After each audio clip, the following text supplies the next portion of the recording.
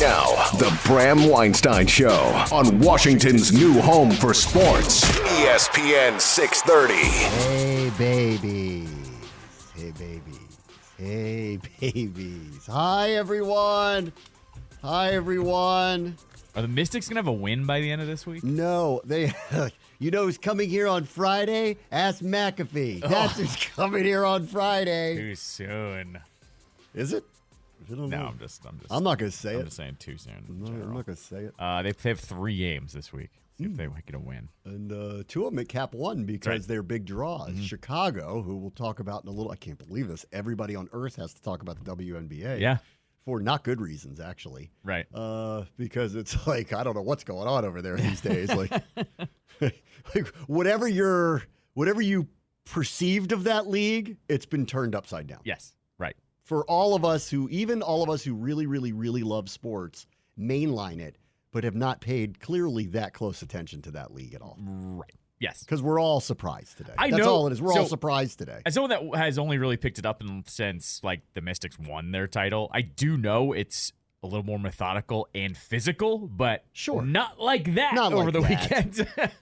There's no other hazing situation going on in professional sports that I'm aware of, because that's what this looks like to me. Like, they've just collectively decided they don't like her. Right. For whatever reason. Some people will call it jealousy. Some people will just say, like, Diana Taurasi kind of hinted at this, at like, you're in for it when you show up here. It's not that. Yeah. Which is okay, but it seems like they've taken that a little too far. Mm-hmm. Right.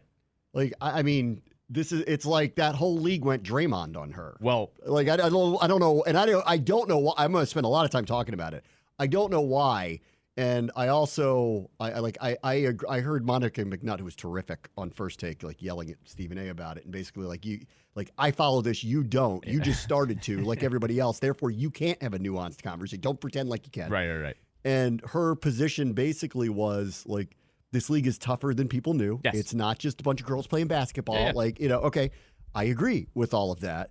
I also, like, don't understand what's happening because, like, this is off the charts weird. There's no other, like, Connor McDavid shows up, they decide to punch him in the face. Well, like before every face-off. Like, it doesn't even, like, oh, you think you're so good? Or Zach Wilson, like, sucked on his own. He didn't need people cheap-shotting him because he was some kind of savior from Utah. Well, right? I look at this. I don't understand this. I look at this as I'm sure Indiana is learning with everyone else about how this is working with her specifically, because it's obviously way overboard, is the word that I would use.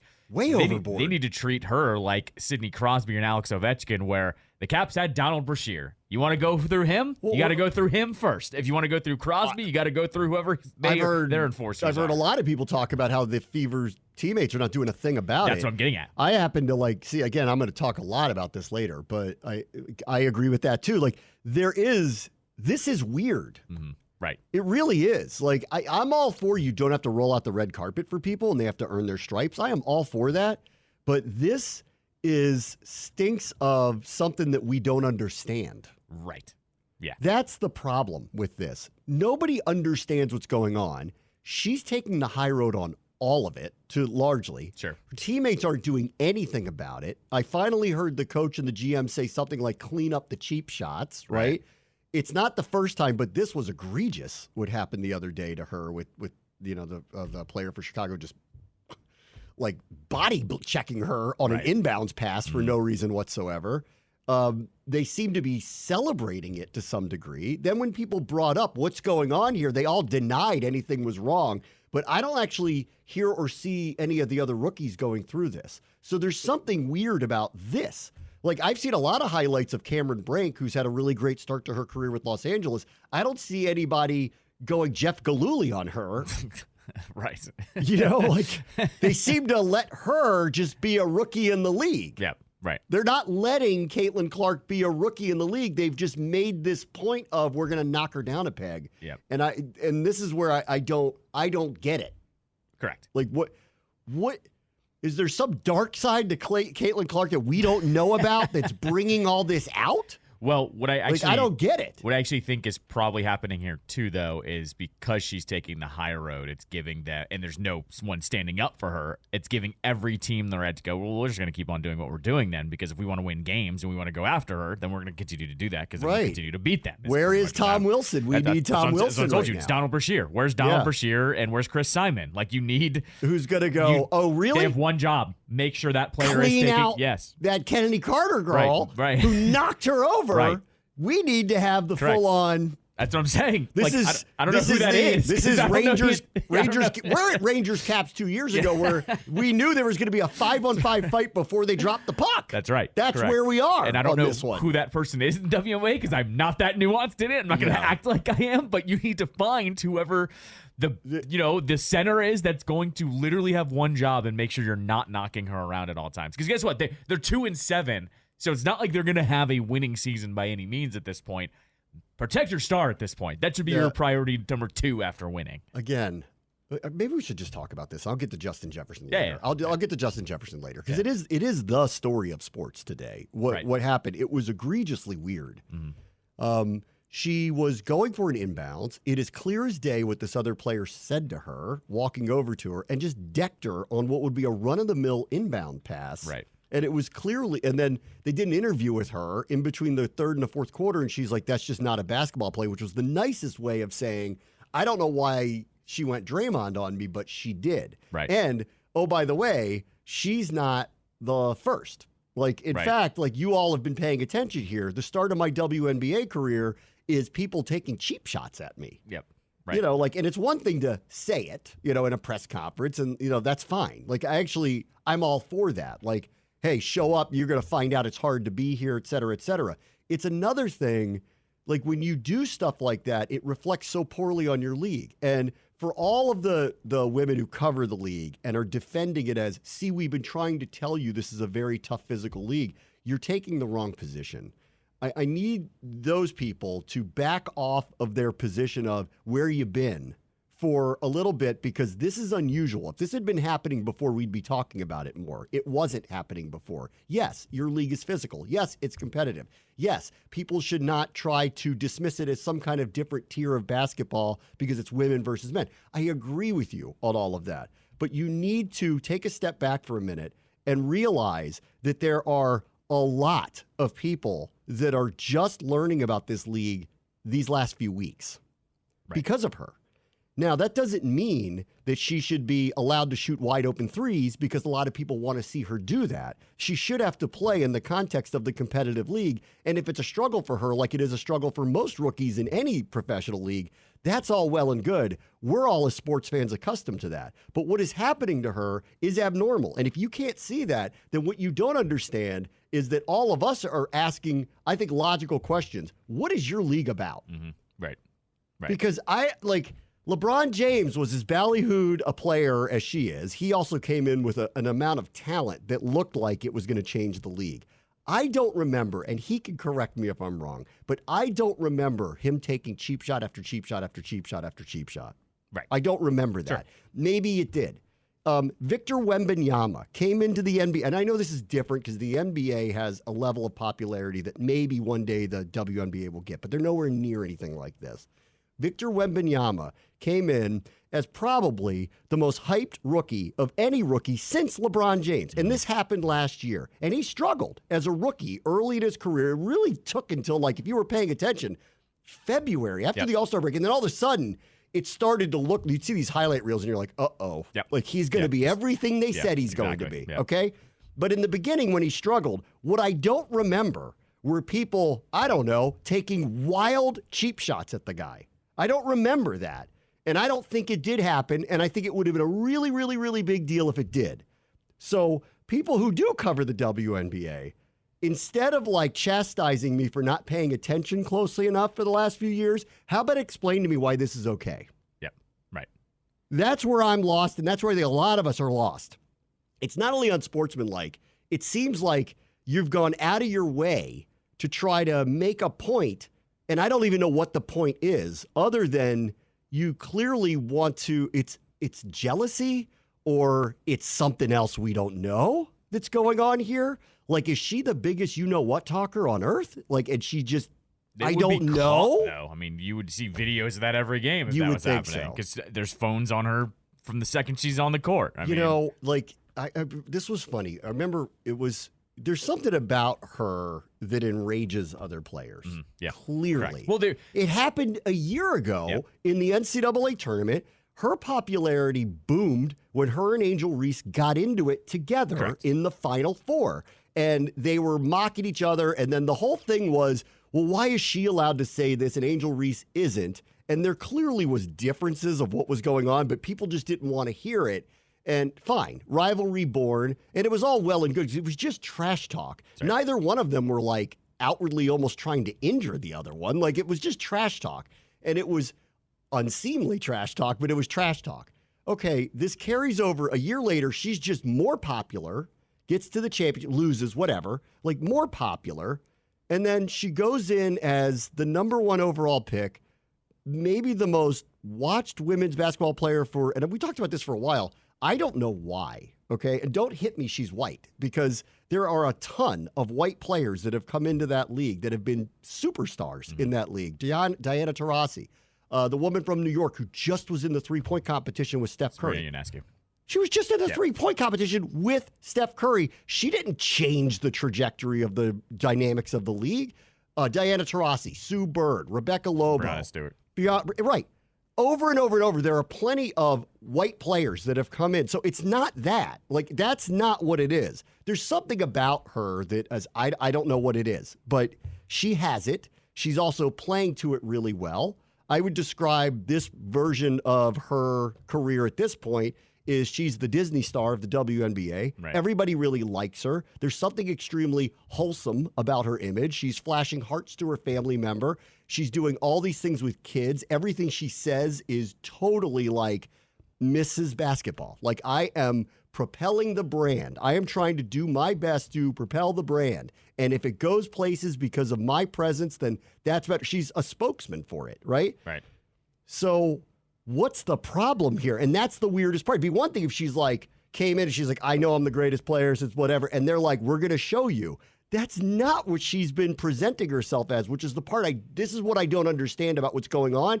And that's why the arguments today bothered me, because it was people who follow women's basketball standing up for it's a tough league. That's not what we're talking about. No one's asking you whether it's a tough league. We're asking why she's being targeted, and you don't seem to want to explain that to me. The other part of all of it, what I think happened too initially was everyone said, oh, she's going to revolutionize the game. And then all of a sudden, like, there was this weird backtracking of like, well, don't forget about the people that, you know, were in this league and laid the foundation. It was like, no one's doing that. She's bringing new eyeballs to the sport. She's not erasing. Nobody's doing she's that. She's not erasing history here. Like, they're like, because remember, it turned into like, you got to give like all these stars respect. And it was, we're not disrespecting them. It's that we've seen this player that can shoot like Steph Curry and make passes like Steve Nash. And it's amazing to watch. And we want to see how that translates. One of the top 5 greatest basketball players of all time is Bill Russell. Yeah. Maybe one of the top 5 best basketball players of all time is Jerry West. Maybe. Just didn't win as much because of Bill Russell. The popularity of that league, though, didn't change until Magic and Larry showed up and eventually Michael Jordan. Yeah. They've never been like, oh, well, that disses Bill Russell and Jerry West. That's right, yeah. So this feels like jealousy. Mm-hmm. I'd agree. Like, as if they're looking at this and being like, there are players that have come in here that are way better than her, that have laid a foundation. That's what it feels like. But again, I don't know, because no one's explaining it. It doesn't make a lot of sense. And I don't see these other rookies in this league being treated this way. So that's what I don't understand about this. I think one thing that's happening here, too, and it's worth noting, because I saw someone tweet about this player, Carter, who went after her. Carter's 25. She was drafted 4th overall in Atlanta in 2020. Then in 2021, her contract was terminated by Atlanta because she threatened to beat up her own teammates. Okay. Quote All unquote, conduct detrimental to your team. Okay. 2022, that the following year, the Sparks picked her up midseason and then also dropped her for, quote, poor conduct. Then last year... Okay, so she's a troublemaking player. Last year she played in Turkey, and then this year the Chicago Sky picked her up. And so to me, I think we're also going to be seeing some of this, where you have somebody that has had a weird career and is going to go, I got nothing to lose. I've been playing overseas. I'm going to go after her, and I'm going to be the one. And here it is. Everyone's talking about her committing these fouls on Caitlin Clark. And I think we're going to see some of this, to lack of a better term, to bring it back to hockey. You're going to see some goons. You're going to see some gooning on her, because it just seems that that's what some people are going to use the opportunity I will for. Also hear out, though, like, where are her teammates on this? No, of course. Because that one the other day was so egregiously strange. And again, I don't know, like, WNBA people who know this story about her, why weren't you telling this story about this one particular player instead of we're trying to tell you it's a tough league? Well, pretend, because it's true, that the vast majority of people who are talking about this today are talking about it from not as educated a space. But we all have been around long enough to know that what's going on doesn't make sense, isn't right, is extremely unsportsmanlike. And oh, by the way, I'm not asking you to coddle her, but the idea that she didn't bring all the eyeballs to it in the first place, you're ignoring that, which therefore means any kind of attention like this is not good. It doesn't make any sense. It's one thing to lock her up defensively, or she goes 2 for 12 and she's learning how to be a professional basketball player, and we can talk about that. Cheap shotting her and then defending it on some level doesn't make any sense to anybody. And all of us who are sitting there going, look at this amazing surge in women's sports, only to see it devolve within 2 weeks. It's devolved into something that none of us can understand and nobody seems to want to explain. Right. And so I agree with you. Like, I don't watch the WNBA that much, and I haven't up until this year because of her, and I don't know why. And part of it is now it's become part of the conversation. So we're late to the party. I get it, but and what's your point? Right. Like, it's happening now. Isn't this what you wanted? Don't you want this type of attention? Don't you want to sell out all your arenas? Both of the games that the Mystics are playing late this week are happening at Capital One because of the opponents, not because of what the Mystics are doing this year. No offense, but like, if it wasn't for Angel Reese and Caitlin Clark showing up back-to-back nights, those games wouldn't be played. In fact, they weren't moved there until Caitlin Clark was drafted by the Indiana Fever. So they were never moving. This is good for women's sports. It's good for this league. This doesn't make any sense. Mm-hmm. Right. Like the Spirit, whose matches we're calling now, this Croy Bethune player is outrageously great. Like, if you haven't caught up to her yet, she's outrageously great. Mm-hmm. She also didn't change the trajectory of women's college soccer, okay? So it's different. Right. But what I don't see the other teams doing is decking her with forearm shivers. Right, yes. I'd call it out if I did. Right. They're playing her straight up. And maybe they'll get, because she's having the year she's having, a little more physical with her. And that makes sense to me. Sure. But this stuff with Caitlin Clark is out of bounds. I don't care what league, what level, it's out of bounds. And no one seems to be able to understand. And I hate this, well, where you been the whole time? I'll tell you where I haven't been the whole time. I haven't heard that this league conducts itself this way the whole time. All of a sudden it is with her, and because you're getting all the attention for it, you seem to want to yell at me that I haven't been watching for the last 5 years. Okay. This is your opportunity to present your league in a way to bring all these people in and say this is why you should be around for it for the foreseeable future.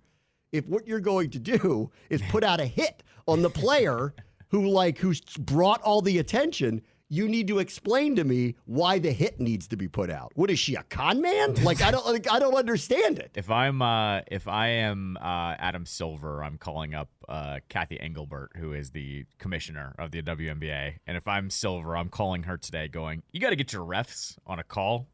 And it's not just Caitlin now. You got to protect your stars. You have to let this play out. Like, he's not saying lock everything down because it's a more physical league, but you need to start paying attention. Fouls. Good defense is good defense. Right. A tough pick is a tough pick. And you need to start paying attention to what's happening off ball. Because I think that's what's happening too here. Yes. Is they know that these refs are just watching the actual ball and not watching what's going on beyond. So this other player can go up to her and knock her on the shoulder and shoulder check her to the ground. And it's like, By the time the ref sees that, they don't know what happened, so they're not going to call it. Well, I'm trying to figure out how they didn't call a technical foul on that. Right, because, well, I mean, they probably didn't see it. Well, that game was getting – so that game itself was that getting – was crazy. That game itself was getting chippy between both teams. Like, it was not just her and Caitlin Clark. It was both teams and multiple players were starting to get into each other's faces a little bit. But same thing. You know how this works in any sport, not just basketball. You call a couple of matching texts and you tell everyone to calm down, or else you're going to start ejecting Get people, control right? of it. Yes, correct. Exactly. See, that's another part of this. Okay, for all the people who tell me we're not educated on the WNBA, sure, I will tell you this is not how these incidents are adjudicated at a high-level professional league. This, therefore, reads as this really is a first. Yep, right. That this is unusual. They're figuring out on the fly how to handle it. Nobody expected it. She didn't walk in with a bad reputation like, oh my God, the person who's brought all this popularity happens to be someone that's extremely divisive. In fact, she's the utter opposite of it, which is the weirdest. Now, is that all an act? Is she a Disney star and she's going to go JoJo Siwa at some point? I don't know, right? But like for now, she's Hannah Montana, and everybody really likes her. It's two separate people, by the way. Yeah, I know. And, well, in that case, she could go Miley, second act. Yes, there you go. She could. I mean, and right now, everybody really likes her, and the type of attention she brought was really good attention. Yeah. Almost wholesome to some degree. Sure. And for some reason, these other teams and a lot of these other players have openly decided they don't like it. Mm-hmm. Okay, that reads as jealousy, unless there's just something I don't know about what's going on here. Like, I just don't understand it. And I'm waiting for someone to explain it to me, because last week when Becky Hammon was asked about it, who's got the best team in the league, and she goes on and on saying, no one hates Caitlin Clark. It's not about her race. What out of her way to go. It's not about her race. So just stop that stuff now. And then she said, like, nobody dislikes her. We're glad that we all brought her here. Okay, then why do you guys keep punching her in the face? Right. What's it about? Right. Is this it's like she's being hazed. Right. Yep. Exactly. I mean, but but same thing. I still but think now it's gone too far, and everybody's going, what is your league about? I still think what it does boil down to, this just happens in any sport. If the star is not protected by their teammates, it'll continue until it doesn't, right? I mean, so that's the other part of this is I think there needs to be a reckoning with their teammates, too. Of like, you got to have someone watching out. Need Ron Artest. Told you. Yeah. Play for the Indiana They need literally go across any sport. They need their Ron Artest, their Chris Simon, their, I don't know, I'm trying to just go down. You keep hitting her, you're going to deal with me. Right. Who was the dirty safety in the Rams for years and years and years? I don't know. He made a couple dirty hits against the Redskins for years. But Cortland Finnegan, like that type. You need a bad dude, or in this case, a bad woman, to be on your roster and go, you mess with her, you're messing with me. And that's what it has to be. Like, Draymond is unhinged, but Draymond also is the muscle of that team. Everyone knows why he fit. Yeah. You don't mess with Steph Curry. You mess with Steph Curry, you're going to deal with this guy. Right. Like, you're going to be, and he's unhinged. Now, it's gone way, way, way too far in the last couple of years where he's starting to do things where you're like, why are you choking Rudy Gobert? Yes. And it doesn't even seem like for any good reason you're choking him. Right. Like, that guy doesn't even know how to trash talk if he tried. So I don't even know why. Like, what could he have said to you? Even Jordan needed his Rodmans through the years. Yes. I mean, like this has happened where you have to have somebody who's a little off. Malone. Like, you got dudes that are unhinged, but though you know that you mess with that person, you're messing with me. Like, right, you're messing with my money if you mess with him. That's right. Right. I mean, I'm waiting for someone to give me the reason why she's being treated this way that is outside of, well, she's just in a tough league. You just haven't been paying attention to the tough league. I know how good Diana Taurasi is. Right. I know how good Sue Bird is. Nobody's questioning things like that. I know how good Sabrina is. Like, obvious. Like, I'm not stupid. Like, I don't think this, oh, look, that's so cute. A bunch of little girls are playing basketball. Nobody thinks that. So you need to explain to me why they've decided that they're, like, killing her. Right. When they don't do it to anybody else. Right. Why is that? They hate her. Why do they hate her? Or they despise her? Or they're jealous of her? Why is that? Can you explain to me what it is? And until you come up with a better answer than what you've had so far, we're all going to continue to ask these questions. And you can keep telling us we're stupid. But the reality is, haven't you wanted the attention on your league all this time? You finally have it, and you're wasting it by having, like, gratuitous acts of violence against the person who brought all the attention in the first place. Right. It doesn't make any sense. Nobody freaked out on Iowa or LSU when Caitlin Clark and Angel Reese got into it with one another. It just that was fine. It was trash talk. Everybody discussed it. There was nothing crazy about it. A year later, that rematch was like the most anticipated rematch of sports. It was like the most anticipated rematch. It was good. What is this? Yep. Like, I don't want to see the next Fever Sky game because it's going to be some kind of hockey game. It's like Slapshot. They got to get the Hanson brothers. Like, what is this? If I'm the Fever today in an actual, like, let's try to fix this move, I'm calling the Mystics about Deladon. Does she want to sign on with us if she doesn't want to sign on here? Because she stepped away from basketball. She stepped away from basketball. I think to your point, we need to find out who is the tough. That's what I'm saying. Go to her and go, all right, fine, you want to mess with her? Then we're going to get, the center of all centers here that good luck messing with her. But it sounds like you need somebody who's I'm going to get up in your face if you mess with her. Yeah, Deladon's on that. Because who messes with her? I don't know. I mean, the whole thing is nuts. It really is. Like, it just doesn't read right. The whole thing doesn't read right to me. I feel like there's just something we don't know. And I'm waiting for someone to go, all right, this is what the problem is. I mean, to me, what is it? To me, it just very much feels like a more of a power thing. It's, if you're not going to do anything about it, I agree. We're going to keep doing this. Yeah. And that's also her and her teammates. My larger message to them is, and I say this to anybody who's in media, anybody who's in any sports, like even if you're in the NFL, there are people who are watching for the first time. Remember that. Right. And right now, there are a lot of people watching for the first time, and this league seems to have forgotten that. I agree with you on because what they're doing is they're presenting something that isn't what I thought I was going to get. And it's not even remotely close to basketball anymore. It's let's see if Caitlin Clark can survive Squid Game is what's happening right now. Like, I didn't know she was going to have to do American Ninja Warrior to play basketball in this league. It's nuts. Yeah. All right, take a quick break. Bram, why don't you show ESPN 630 Sports Capital? All right, let's get into Justin Jefferson, who signed the largest contract ever for any wide receiver ever. 4 years. The annual average value is somewhere in the neighborhood of $33 to $35 million a year. It's the biggest average annual salary for a receiver in NFL history. The last couple of weeks, I'm like, because I had heard the rumors and clearly if I were Justin Jefferson, I would be wondering after the Kirk Cousins stuff, should I be here long term? Sure. Money often, solves that problem. So I think he was in a very good leveraged situation. Either way, he was going to get a massive contract. Getting it from them, there probably was a little bit, if I was his agent, explaining, Justin's taking a leap of faith as you change the entire face of the roster, by the way, that he's going to play his prime here. You're going to pay him for it. Right. And I can't see how that GM there, who I've been openly questioning, going, I don't know what you're doing for over a year, how he could then go to his owner, who may not be a scout, but knows a good receiver when he sees one and knows a great one when he sees one, right. and probably would say, I have no idea how this guy wouldn't be on our team. So Justin Jefferson smiles, takes the biggest contract ever. It'll probably get surpassed at some point, but for now he stands alone there. Unless Tyreek Hill demands something like that, or somehow CeeDee Lamb tries to get the Cowboys to give him more than that, it probably will stand through this year until Jamar Chase comes up, and then I wonder what will happen with him. But good for him, and it ends my little dream of, if the Vikings F around long enough, they're going to find out he is going to get traded. And that's the one of the wish list of a reach, or not a reach. If you're going to take a swing is the way I would put it, because the Commanders haven't done it and they still have a lot of cap room to spare. If you're going to take a swing for someone like that, a known quantity who's a true difference-making player.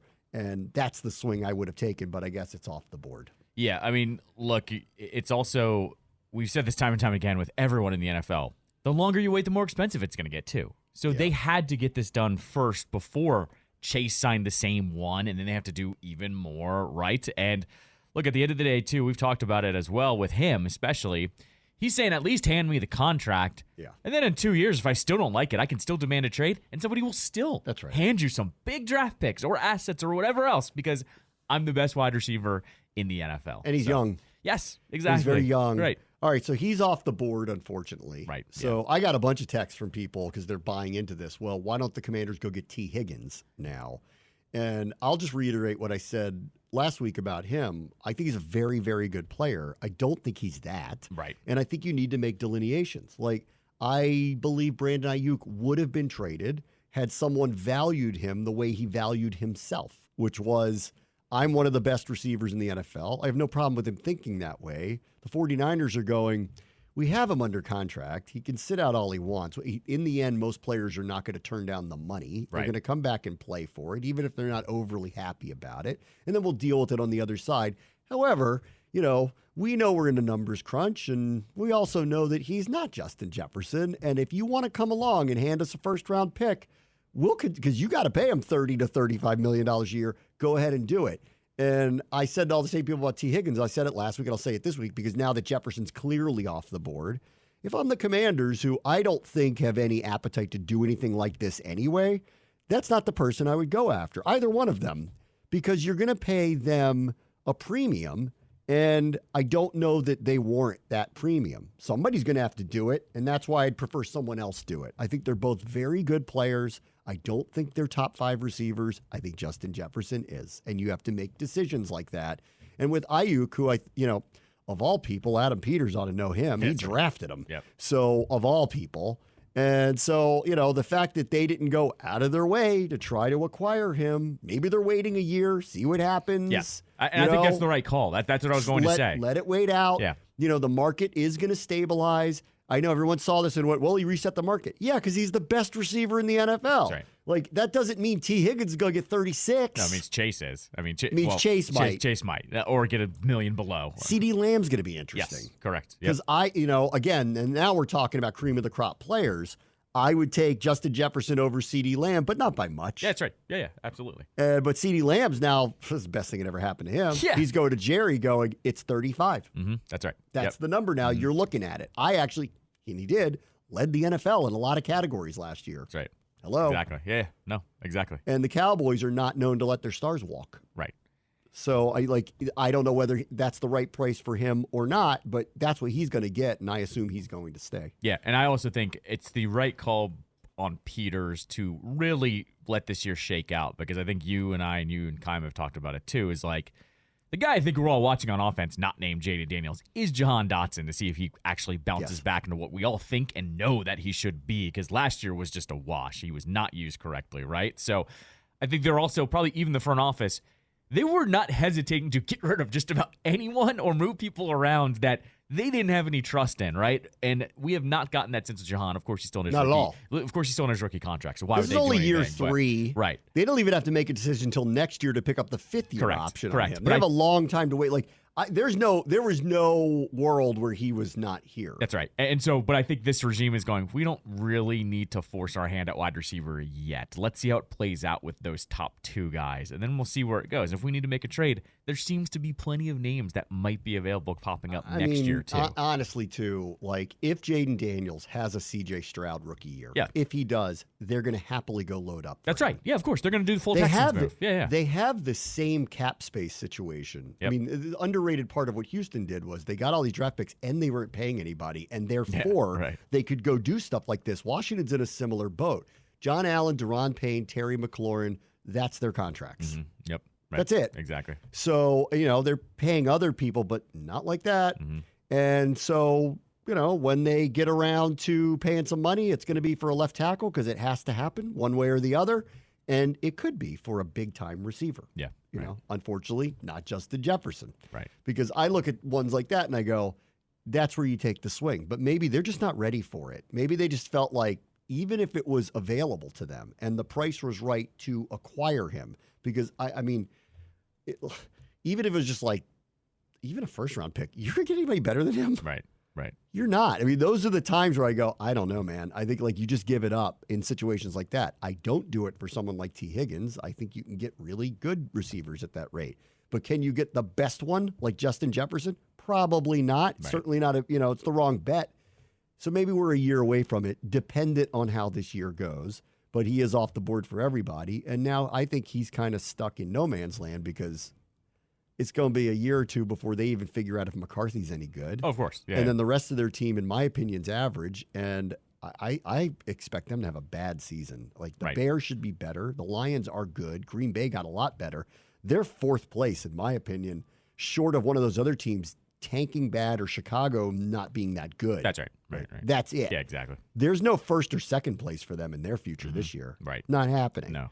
Totally. I do want to mention Brandon McManus getting cut. Yes. Yeah. So the second that story came out, which was the allegation is that I don't know, did they use the word sexual assault or did they use sexually harassed? I don't remember. I don't remember exactly, but the incident that is alleged to have happened on a team flight from London while he was with the Jaguars last year. One of the two They are London using sexual games. assault. Assault? Yeah.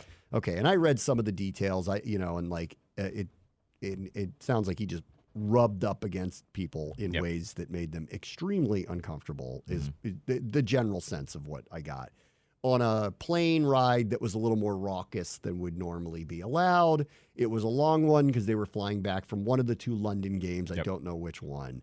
The second I heard that story come out, I assumed he'd get cut. Mm-hmm. Yeah. He's been here 10 minutes. Yep. Right. This team is not interested in those types of situations. And the reason why it didn't happen immediately was I think you have to give him the benefit of the doubt to go, if this is a total crock of you-know-what, and it's obvious that it is, well, then, he shouldn't be punished for that, and we'll have him come back.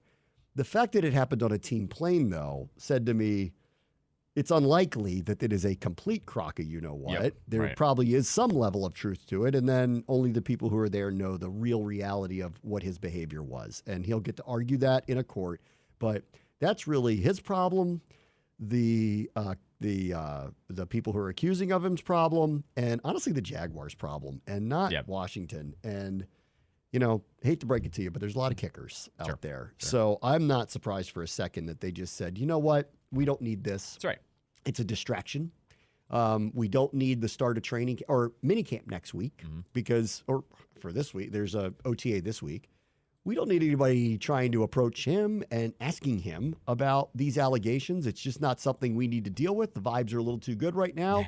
And while we think he's a very good kicker, there are other kickers out there, and we can go get one of them. And let's just move away from this. And I'm still waiting for the Jaguars to get asked some very serious questions of, what do you say happened on that flight? Because it's your team flight that it happened on.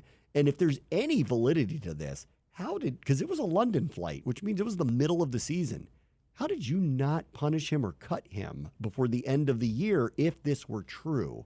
So that's for them to deal with. And for Washington, it's an easy, let's just walk away from this. They'll have kickers come in, I'm sure, work out this week during this OTA period. One of them will obviously be signed in the very near future. And maybe we have a kicking competition this summer because of what happened here and what's wrong with that. Throw a couple kickers out there. We have a kicking competition. Exactly. All right. Take a quick break. Bram Watch the show, ESPN 630, Sports Capital. I love that this band, which is one of my favorites of all time, and I think underrated's the wrong word because people recognize how great they were, but how beyond ahead of their time that they were. Yeah, and what a performer David Byrne was, writer, performer he was. I think people are realizing it now. They're doing tribute albums to them now. Well, yeah, I mean, it was to coincide with the release of Stop Making Sense, which you still haven't watched it, have you? I have not yet. No, I don't know how many times because you're a huge music fan. I know. I don't know what I have to say to you to go, you need to watch this. It only got to streaming it's like 2 hours. It only got to streaming like 2 weeks ago. I just haven't had time. It's on the list. I'm watching a show called Sugar right now. I was recommended that one too, yeah. I'm halfway through it.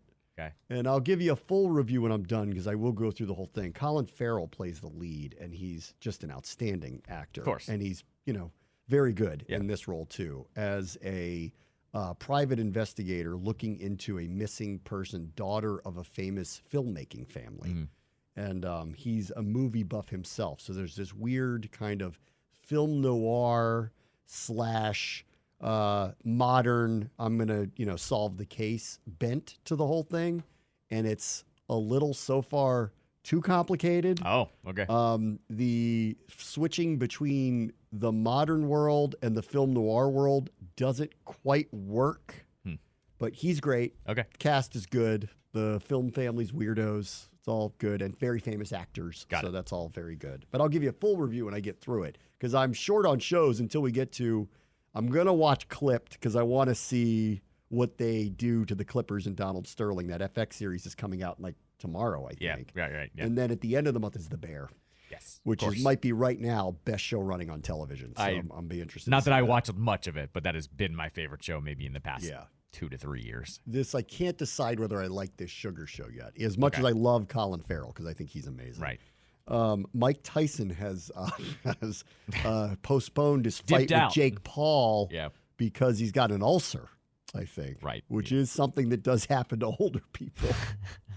Like almost just illuminated. This is an older man who's about to get into the ring with Jake Paul. And there is some weird, I still have a curious fascination with it. I was disappointed when I saw that because I'm like, I don't think I'm going to buy it because I know me, but I will want to know what happened and I'll certainly want to see it. And if a friend of mine said I bought the fight, I might go over and watch it because I have some weird curiosity about it. That one was going to be on Netflix. Oh, it is? Yeah. It was going to be on Netflix. I could just watch it? Yeah. It was going to be because Netflix is doing this thing where they're like doing the foray into live sports now. That was going to be like one of their, premier tentpole events. All right, so they got to wait another month or so, they said. Is that what they said, month? Oh, I didn't even know they narrowed it down. I think they said it was supposed to be in a couple weeks, right? And now it's going to be in July, I heard, is when that's going to happen. Yeah, it was supposed to be, it was going to be on Netflix at AT&T Stadium, and it just says postponed. Yeah.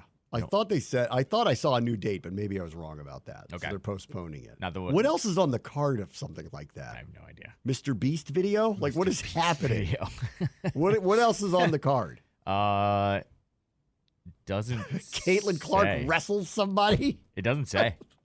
It also doesn't say. It doesn't say with the rescheduled date either. I'm looking at one of the pages here. It doesn't say so.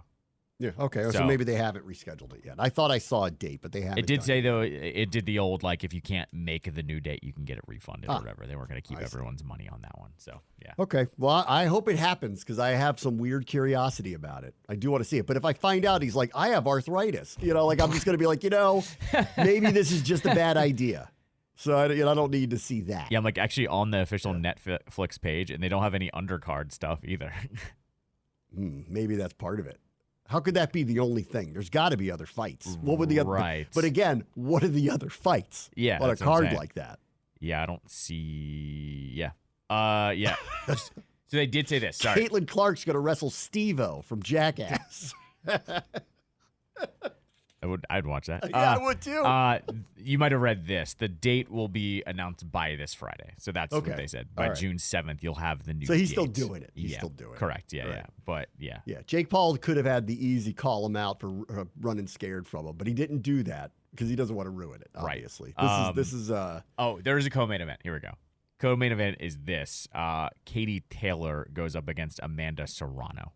I don't know what that is. So those are that's the co-main event. Are they famous people? Undisputed super lightwhateght world champ is Katie Taylor. Yeah, I don't know what's going on. And Amanda Serrano, they say, is a boxing trailbrazer, unified featherweight champion. So maybe Monica McNutt can educate me on how stupid I am about women's boxing. Maybe. Now, too. I mean, she can get me. She can tell me about that too. Today. That's a legit, I guess, co-headline. Larry Allen passed away. Yeah, that's a shame. That was apparently suddenly while on vacation. He was only 52 years old. He was a great. Yes. Yeah. I think we look at of our era. There was nobody like Trent Williams for us. He's that. Yep. For the Cowboys, Trent Williams go be a first ballot. Oh, I don't know about first ballot. He'll be a Hall of Famer very quickly. I mean, there's no question. Yeah. Larry Allen was that. For the Dallas Cowboys, he was an unstoppable force for them, and that's just sad to see someone at that age pass away. Before we started the show, I think he's the first offensive lineman that I remember watching, because he would be highlighted in pregame, and you'd have Madden talking about him or whatever. You would actually watch what he was going to do on a given play. Before, when you're a kid, you're not really watching the offensive line; you're watching the football, right? He was the first one I think I remember actually trying to figure out where he was and what he was about to do, because if He pulled. He knew he was about to blow some dude up. And I remember he would just grab dudes by their chest, and they couldn't move. He was so strong. He was a beast. So. Yeah, I think like in most places, like when you have a really great team and a great era, you glom onto whatever the piece of that team that's amazing is. And for me as a child, and I think even to this day, the Hogs and the offensive line and the power run game that the Washington Redskins were of the 1980s is what I remember most about it. We just dominated people, and we have a couple Hall of Famers, and we should have more. Joe Jacoby should be in the Hall of Fame. He was probably the best one of all of them. For some reason, isn't in the Hall of Fame. Yeah. So I have a sincere appreciation for great offensive linemen because of that. I think there's I think people in Pittsburgh probably have a great appreciation for Ray Lewis. And they probably look at him and they're it's a like, respect factor. Yeah. Respect Ed Reed, Ray Lewis. Like might have been a great. So I look at Larry Allen and I go, that guy could have been a Hog. He's an all-time great. It's really too bad. He was an all-time competitor. He was a monster. Yes. And I've seen videos today, people showing he was bench pressing 700 pounds. Yeah, because that was the Pro Bowl video, and I actually remember watching that. He bench pressed 225 43 times, and it was just like you're like, haha. You're not running by him, right? Well, it was also I saw a couple other plays too where I wish Casey Toohill a lot of luck running by him. Right. Yeah. Well, the other one too was everyone saying what was under it was his speed. So everyone's posting these highlight videos today of like when there was a turnover, he was like the first guy to tackle dudes because he was so fast. So yeah, you're seeing it all over the place. The other thing that happened over the weekend was we are not going to have Game 7s in hockey. We have the Stanley Cup Final. We get Florida versus Edmonton, so it's the first go for Connor McDavid to try to win a title. In how many years has he been in the league? Probably like 7, 8, something like that. Yeah. And how long was Ovechkin in the league when they finally got to the final? What year was he in? 14. 15, he was in year 14 when that happened? 13 or 14. His first year was 06 playing. So 12. Sorry, I overshot it a little bit. But yeah, it was 06 was the first. Austin Matthews hasn't gotten there yet. Mm-hmm. He's been in the league for what? Is it close to 10 now, Matthews? Yeah, I would say. Yeah, probably a decade at this point. Do you remember how long it was before Crosby got into the finals? Oh, it was year 2. It was year 2 for him? 2007. Yeah. That's very lucky. They lost and then he won. He won 3 years in. I mean, that's pretty they went to good. back-to-back cups. Fleury was their goaltender, too. Yeah. We didn't know how good he was about to be. McDavid, 2015 was his first year. Not that anybody who's listening here doesn't already know this, but not unlike the WNBA conversations, anyone who is like Edmonton, if you say that, you clearly don't watch this sport. Yeah. Because he's the best player, and he had a goal in Game 6. Yeah, to open the scoring. That was literally a magic trick. Yeah, it was a power play goal. It was sick. He somehow navigated between 2 stars players like a magic trick. Yep. In short space in the crease and then beat the goaltender. And you're not beating somebody when they do things like that. I overshot. I love it when the best play their best. And he's had a couple goals in this series where you're like, oh my God, that's out of this world. I overshot Matthews. He's a year younger than McDavid. So 2016. So he'll be going on year 8 here. Year 8. With McDavid, what I always tell everyone too is how fast his other gear is. Like when he turns it on, he's so stupid fast. Compared to the fastest guy on the ice, and then when he stick handles, no one can touch him. I mean, he's playing a different game. Yeah, he's one of those. He's literally playing a different game. The way I describe him is, I think the best hands in the modern era is Patrick Kane. Like Patrick Kane does this thing where he has the puck, and you can go for it, and he just knows how to move it, and you're never gonna touch it.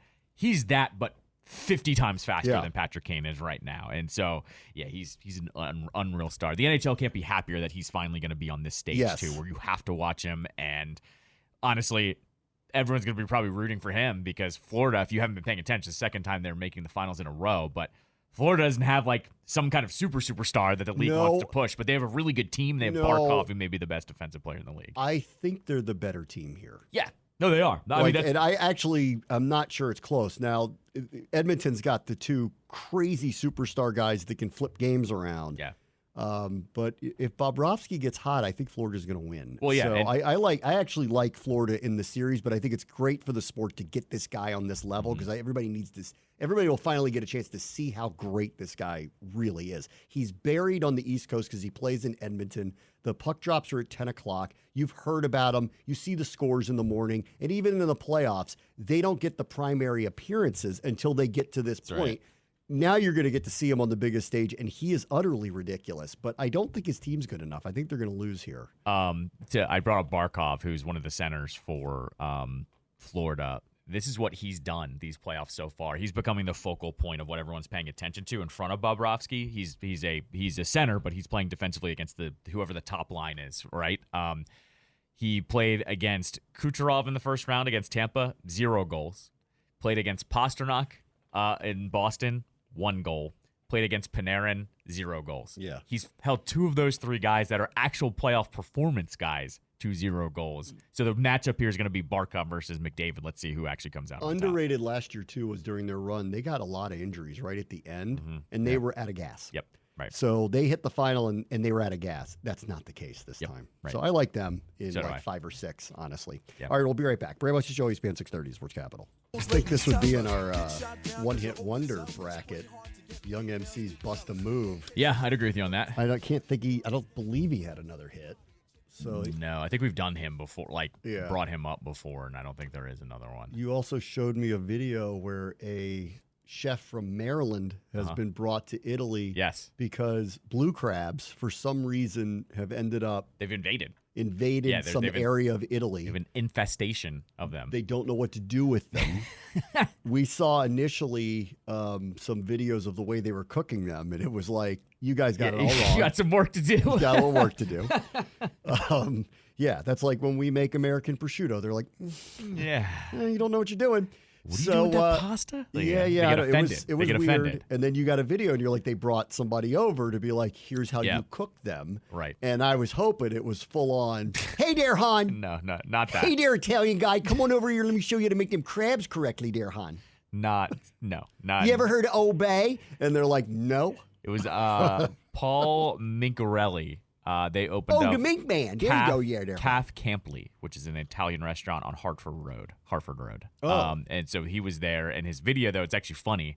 No Old Bay or the, J.O. salt? The J.O. salt blend. So we found out not that long ago that Old Bay actually isn't the one that the pros use to steam the crabs. Right. So, which was a revelation for me to find out. Tricks of the trade. Old Bay is for sprinkling. Right. Not for the actual cooking process if you want to do it the way that you're accustomed to tasting it around here. 2 jumbo crabs for $3 over there. What? That's what he bought them for. $3? Yeah, for because 2 they just got extra too many large. of them. Extra They large. just got too many of them. They're like, they don't know what to do with them. Why? I think I said this last year when the infestation started. I think I told you this. Why the Italian embassy isn't advertising at Camden Yards to come to Italy and get crabs for $3 apparently for extra large? Yeah. Like, it'd be an amazing video. It's like Tuscany. And you're like, they show you like beautiful landscape. And then like, they show the newspaper and the mallets on the table. We have too many of these. Yes. Too many. Guys, come on. All right. I was hoping we'd get full on Stavros teaching them how to make crabs. I mean, that would be amazing. Yeah. With Stavros. But no.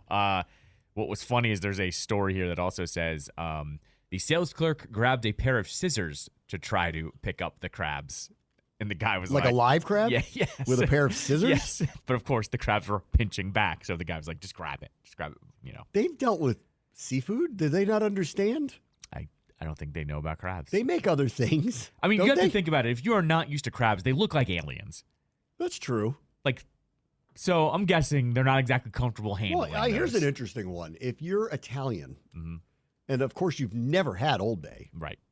Would you actually think that was good the first time you had it? Would this be a Lido's experience for the entire country of Italy if you just threw this, like everyone universally, once you've had it, it's great, but that flavor profile for someone who's never had anything even remotely close to it would probably be very off-putting at first, I bet, to somebody who had Probably, but he really does. Like, what is this? He does say the flavor is cleaner because obviously the water is cleaner than the Chesapeake Bay over there. Oh, that's right. These blue crabs will taste different. So he Depends said, what water yeah, they're he in. said the quote was cleaner is what he said. Huh.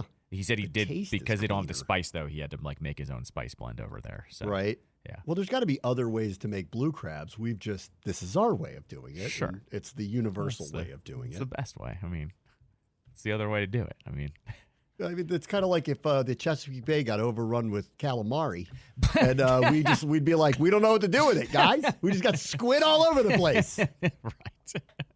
What do we do with it? Right. I was just trying to look here. I mean, let's turn it into jerky. No, don't turn it into jerky, guys. I mean, I will say this: like, the food trade is pretty crazy worldwide. Like, they haven't figured out to. I'm sure there are a lot of ship though. I mean, no freeze kidding. them. I mean, I'm just saying because everybody in this country you could easily. And I'm just saying because it works because Baltimore and DC are right there. My brother tells me about this in LA. A lot of people do this. There's like a couple of people, chefs from Maryland who relocated to Los Angeles. They have restaurants, and once a year they do the full. We're going to bring out all the real crabs and cook them here and have a full crab feast. And all the people from the East Coast who know, like in droves, show up because it's the one time they're going to get it that actually tastes like Maryland. And my brother used to go to this every single year to do the crabs for that one time a year because he knew they came from the Bay. They're going to be cooked by somebody who knows how to cook them. They'll have the right spice. Not that it's hard to do, actually. You just have to steam them. Like that's all you really have to do. But you got to get the spice profile right. And the size needs to be right. And they can't be the females. Like you have to know these things. Correct. So they do all of it. So he used to do that. So to your point, flying from Italy back to here with these, if they were extraordinarily cheap, how's that not happening? That's what I'm getting at. And like I said, it'd be extremely fresh because you're landing in Baltimore or in DC. So I mean, they're going to be good to go. Crab tax, Han. Crab tax. It's going to be a crab tax. Just because I know you'd be interested in this, the spice mixture was salt, paprika, and local chilies is what they ended up using for Italy? Yeah, for the See, now they're thinking mixture. Too hard about this. Just fly over there with the J.O., show them what's up. They didn't have that, though. You can take it on the plane with you, buddy. Just pack it in your suitcase. Old Bay tax at that point, though. The Old Bay tax there, Han. I would have gone. There's no celery salt. There's a lot of Here's Old the Bay. question: if that became something they enjoy in Italy, do all those Italians in that region start talking like people from Baltimore? No, stop it. No. And I would love if I knew any Italian, I would do Italian in a Baltimore accent, but I can't pull it off. And this is the moment where I wish I had that kind of flexibility. I need Frank Caliendo in this room, and I go, I need you to do a Baltimore person, but he's speaking Italian. Can you do that for me? I think it's you have to imagine Mario, but talks lower. Yeah, lower, garbled. A little bit. Yeah. I'm not going to even attempt that, but that's what it sounds like. Right. Where in this village in Italy is the coldest beer in town there, Han? Where's it at? So... Give me one of them cold Peronis there, Han. While we're at it, I did buy, I saw them at the grocery store yesterday. Utz makes sweet smoky Old Bay, or sweet smoky crab chips now, kettle chips. Sweet smoky? Crab What's chips. that? Crab chips. What's the sweet part? It was like either like sweet barbecue sauce, kind of. Like a sweet barbecue chip with the crab chip? Don't recommend. Right, that's the wrong. It's too much. It was too much. There wasn't enough crab. I've never had Maryland blue crabs that had a sweet element to them. Well, no, but these are the crab chips, though. That is I understand. That's a different element. But the point is, like, I've never had popcorn and London broil. Right. You know what I mean?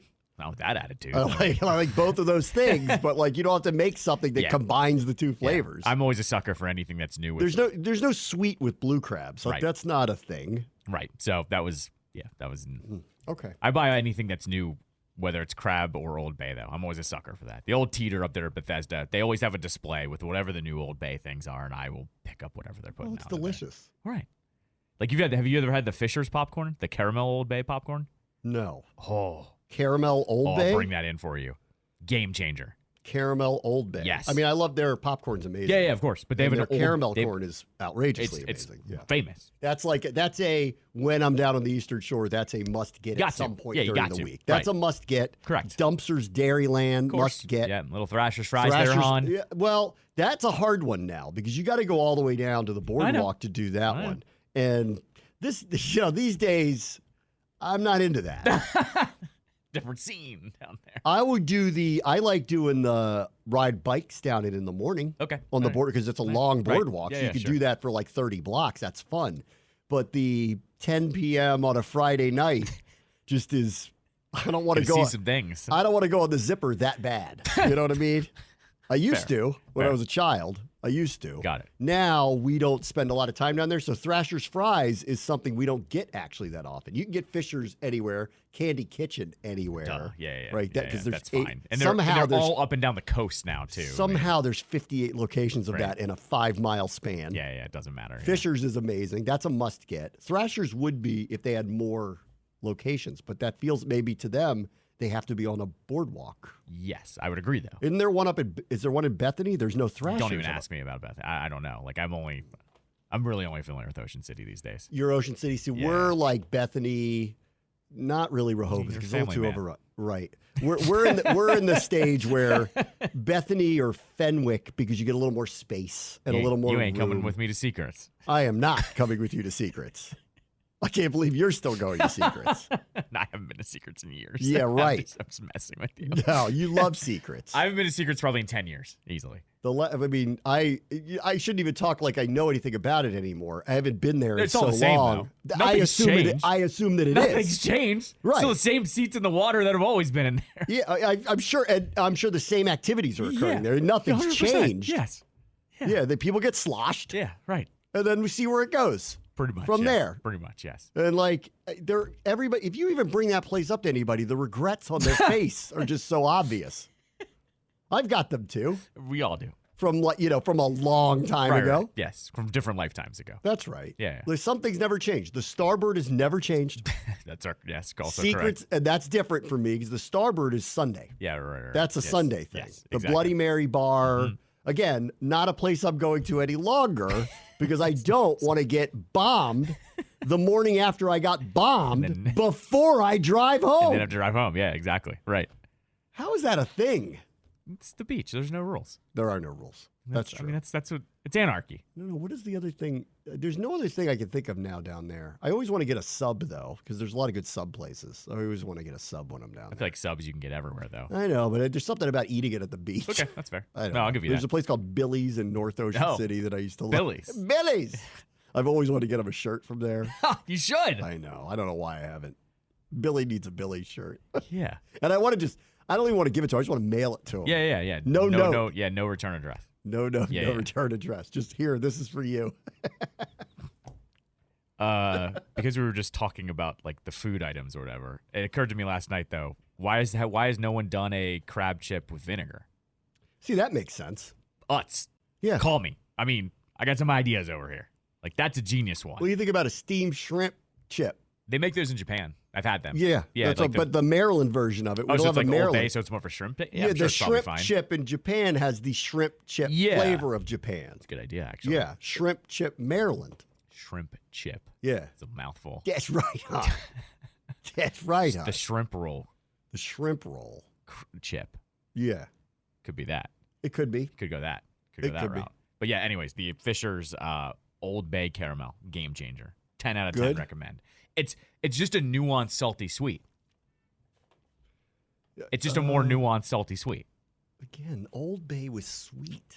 I don't. That's I'll not bring it in, and you're gonna like it. I'm sure. Like it's a game changer. I don't want the whatever that crab lollipop you were talking about was crab on that lollipop because you were like the sweet, tangy.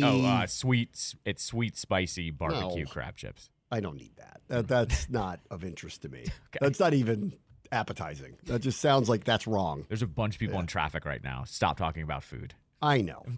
I mean, there's a lot of people in traffic every day. They're like, stop talking.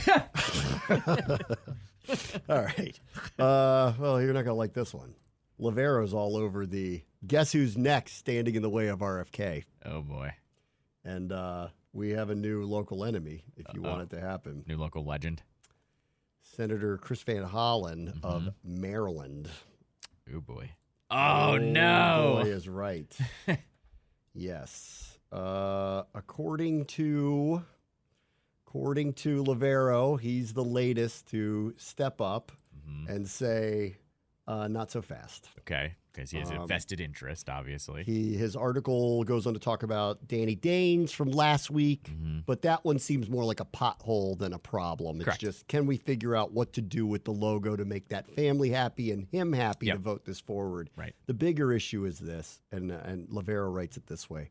The real threat to the district's effort to reclaim the team isn't in Montana. It's much closer to home. Maryland Senator Chris Van Hollen quietly has made it clear he wants the team to stay in the state. Van Hollen is backing Maryland Governor Wes Moore's efforts to keep the team in the state with a new stadium to be built next to the existing one in Landover. Quote, Van Hollen is a much bigger problem, said a source familiar with the district's stadium campaign. The veteran Democrats' office issued this following statement. Maryland has served as the proud home of the Commanders for over 20 years. As the team looks Proud's a word. Well, they're proud of it. Now they are. As the team looks to the future, I hope they will choose to stay in Maryland and appreciate the efforts of Governor Moore and others working to make that happen. As discussions continue, the priority is to ensure a fair process in the selection of a site and prevent actions that unfairly tilt the scales in favor of one location over another. That's an interesting way of saying we're not just going to give you that RFK site. Right. This reads to me, actually, in reading that statement, as a stick-up. Mm-hmm. This is why I never think it's going back there, because it's always something lurking around a different corner. There's so much red tape to get through, and there's so many mouths to feed to make everybody happy. There's two things going on here, and I said this about Ted's attempt to move to Virginia with Monumental. The first thing I heard when he did the press conference, and he said, basically, we're going here, Yeah. did the press conference from that Potomac Yard site, I'm like, it's split government, right?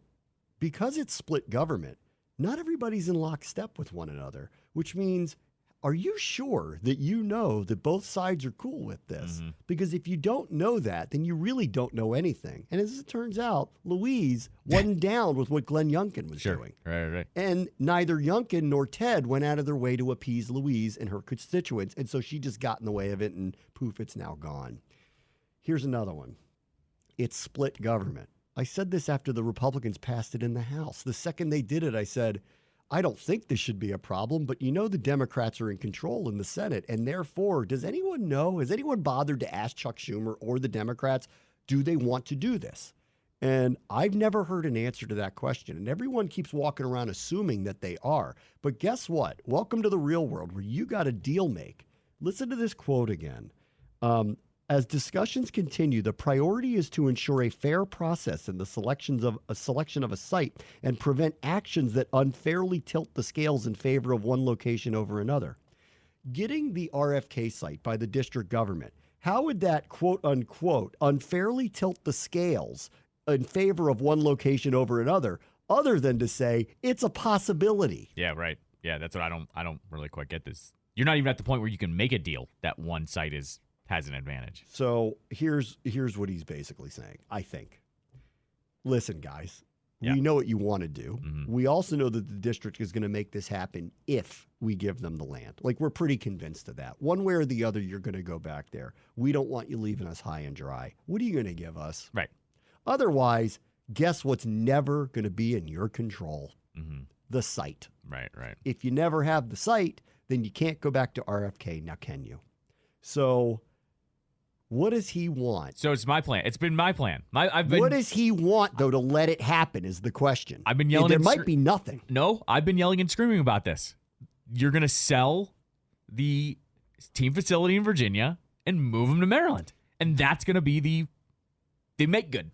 And to say, yes, FedEx there has Field, to be something that happens in FedEx Maryland. Field becomes Commander's Land because you can't make Commander Land at the RFK site, and that becomes the practice facility. I've been saying that for 2 years now. Here's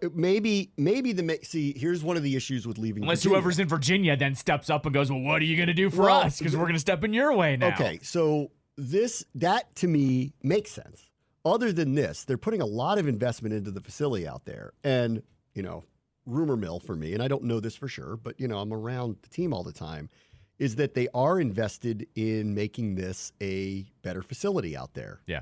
And does that mean at some point they move to a different facility? Maybe. But considering how much money is being invested all over these other places, are they going to actually start from scratch and build a multi-million-dollar facility somewhere else? I don't know. Right. There's only so much you can ask these people to do at one time. I mean, they spent $6 billion. Now they're spending hundreds of millions of dollars doing all these different things.